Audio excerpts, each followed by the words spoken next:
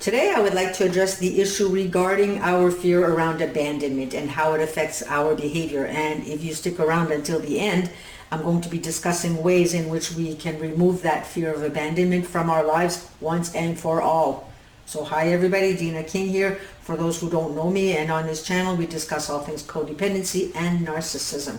But before we begin, I would like to ask that if any of my videos are helpful in any way, to please subscribe, comment, and click on that notification bell, because for those of you who do, you are literally helping me grow my channel.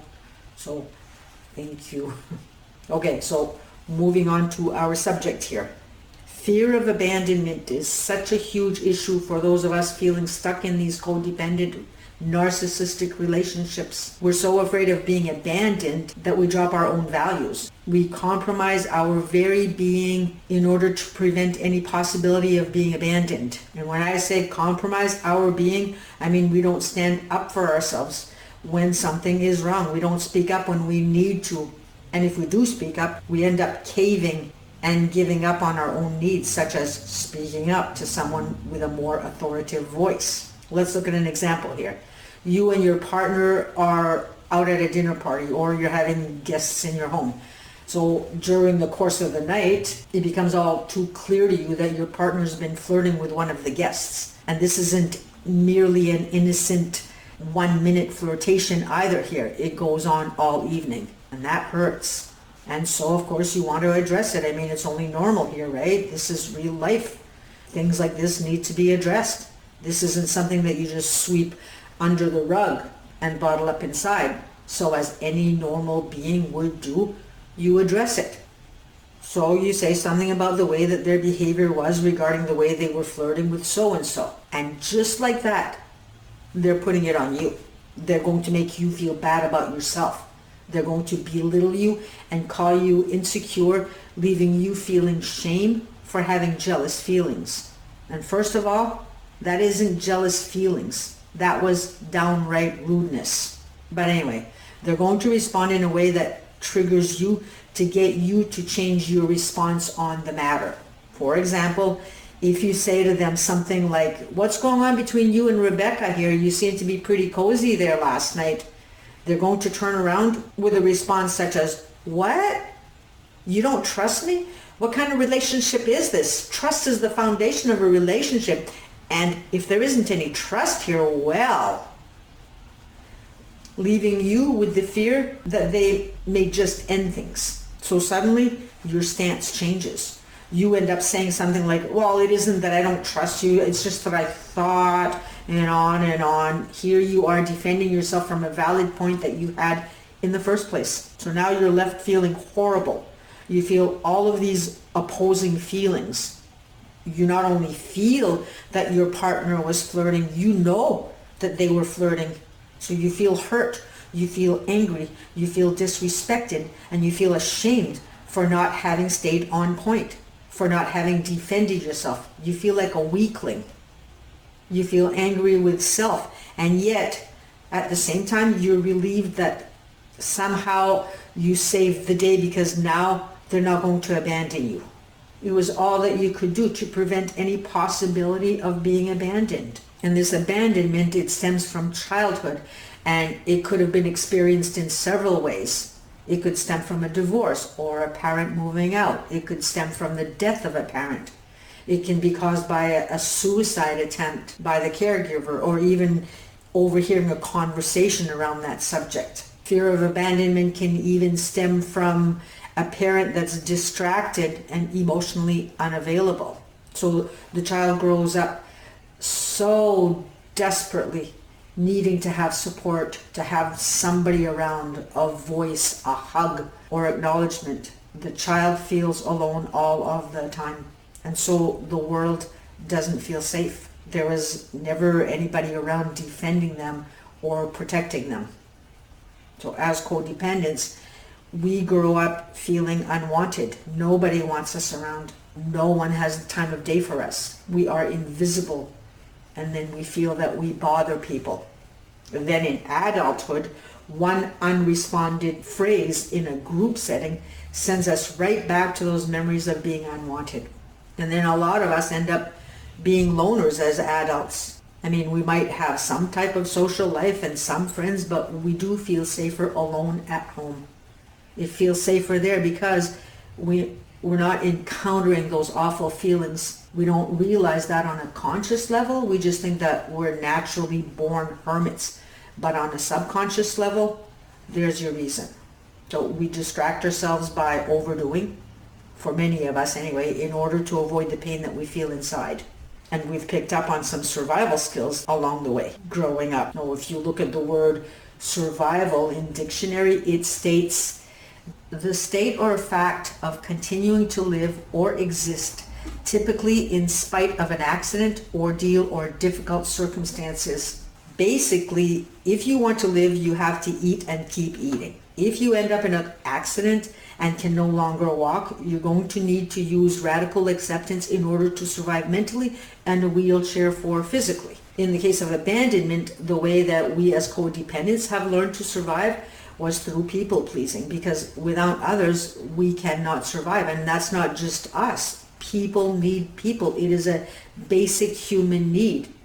As children, we started off by simple things in order to survive, like picking flowers in a field for an undeserving caregiver, just so that they could communicate something to us, anything. Later on, it became about helping a parent or caregiver with a task that no one else wanted to help with. And for you, those are the good memories that you cherish, because those were the times that you were told something like, what would I have done without you? Or perhaps they talked to you that day, maybe even asked you about school. You were acknowledged. You were filled with your existence. You were seen. You were noticed. You felt special. And that day, you were human. You didn't think to yourself thoughts like, why do I have to do extra to be seen where others don't have to do anything at all? You think about that later on when you grow older. All that you felt in that moment was fulfilled because that human need was met. But one time wasn't enough though. When you're hungry, the body needs to eat. The body eats. The body's full. But later on, the body needs to fill again. And it's the same thing for acknowledgement.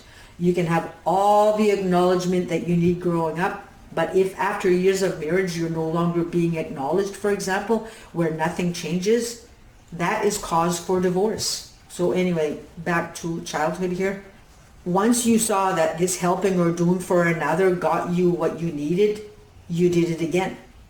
So the brain got a hit of dopamine.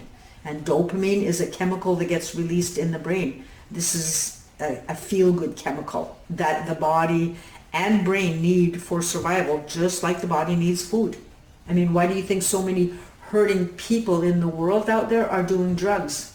The word dope stems from the word dopamine. And there are so many hurting people out there feeling guilt and shame over having used drugs in the past. And if that's you, forgive yourself. And if that's still you, keep working on self. Work on the real issue, not the outcome from the issue. Okay, so where was I? Oh, okay. So here you are in this predicament of doing for everybody. I mean, not just doing, but overdoing.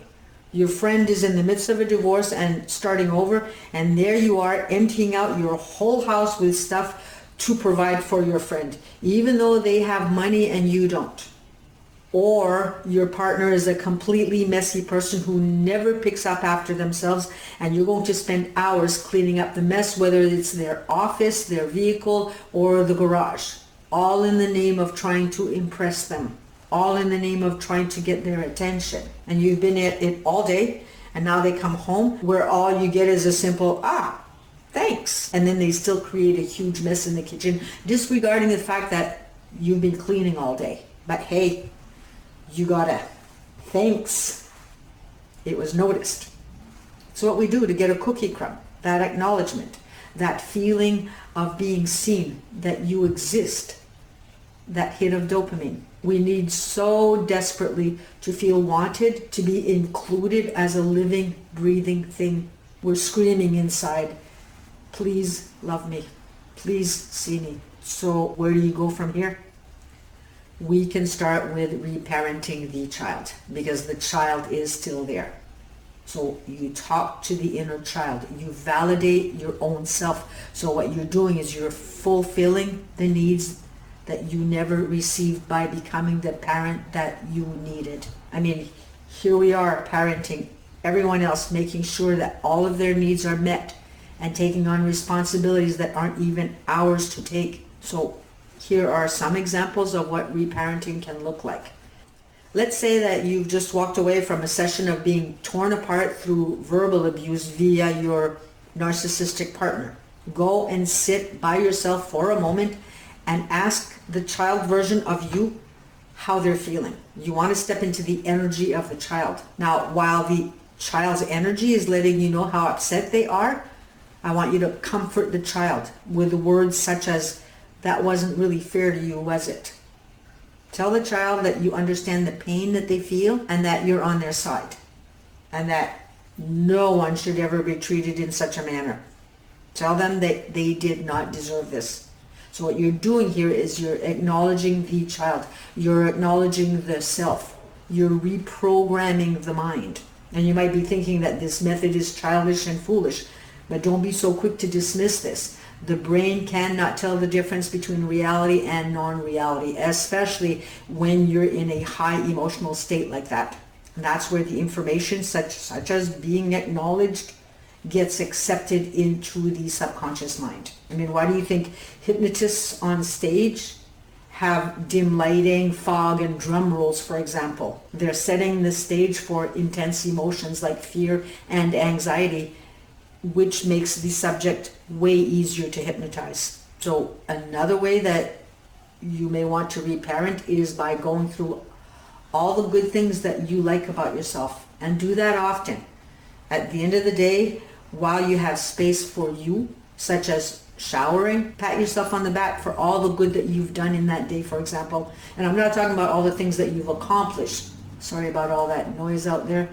That's how we end up becoming workaholics here in the first place, thinking that we need to keep doing in order to be loved. I'm talking about patting yourself on the back for having had the courage to say no to somebody, or for not doing something codependent and offering yourself up to someone. I'm talking about acknowledging the child for having walked away from a gaslighting session without having had taken the bait. And then repeat to yourself that you are enough. However, you don't want to repeat "I am enough" when you're not feeling it. That's just wasting your time. But say it in the moments where you actually feel it, and try to feel it often. Especially when you're in a theta state, that's where the subconscious mind accepts it. And then you really do feel that you are enough. The theta state is when you're feeling really relaxed, such as meditation or right before falling asleep. Of course, though, it takes more than one round of this before the subconscious mind can accept it as truth. But do it every night if you can, and pretty soon you're going to start to believe it until you completely believe it. It will become your truth, and when it does, you will be changed.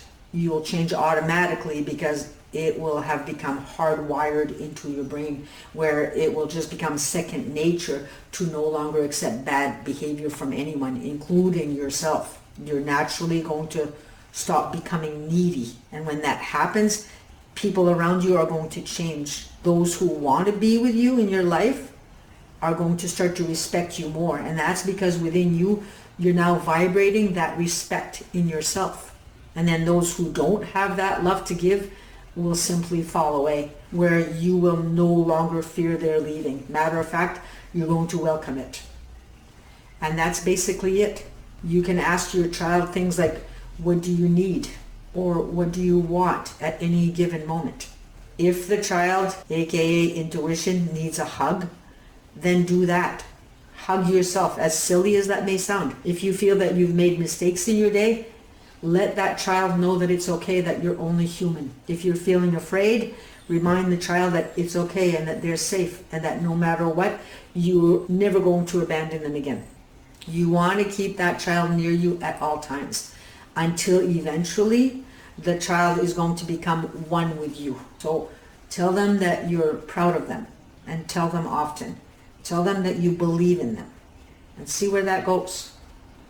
So I'm going to leave you with this to ponder on. and hopefully apply. So as the saying goes, seek and you shall find. So we shall see you in the next video, and bye for now.